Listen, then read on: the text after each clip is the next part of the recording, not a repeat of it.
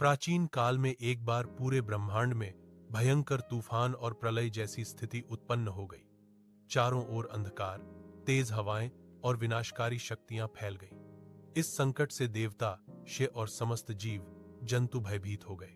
तब सभी देवता भगवान विष्णु के पास गए और उनसे रक्षा की प्रार्थना की। भगवान विष्णु ने स्थिति को संभालने के लिए घोर तपस्या की और शक्ति की आराधना की। भगवान विष्णु की तपस्या से प्रसन्न होकर एक दिव्य शक्ति प्रकट हुई। यह शक्ति मां बगलामुखी के रूप में प्रकट हुई। उनका शरीर स्वर्ण पीले रंग का था और वे पीले वस्त्र पहने हुए थीं।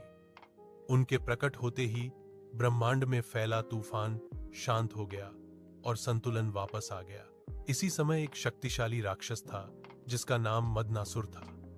उसने कठोर तपस्या करके भगवान शिव से वरदान प्राप्त किया था कि उसकी वाणी में अद्भुत शक्ति होगी। जो भी वह बोलेगा वह सच हो जाएगा। इस शक्ति का उपयोग करके वह देवताओं और धर्म को नष्ट करने लगा। वह जो भी कहता वही हो जाता, जिससे सभी देवता असहाय हो गए।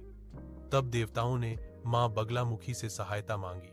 मां बगलामुखी ने युद्ध में मदनासुर का सामना किया।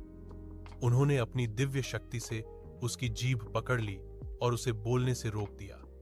इस प्रकार उसकी शक्ति समाप्त हो गई और उसका अहंकार नष्ट हो गया। इसी कारण मां बगलामुखी को शत्रुओं की वाणी, बुद्धि और शक्ति को स्तंभित करने वाली देवी कहा जाता है। इस प्रकार बगलामुखी का अर्थ है वह देवी जो शत्रु की वाणी और शक्ति को नियंत्रित या स्तंभित कर देती है।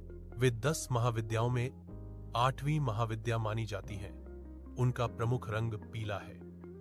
उनकी पूजा शत्रु, विजय, न्याय, सुरक्षा और शक्ति के लिए की जाती है।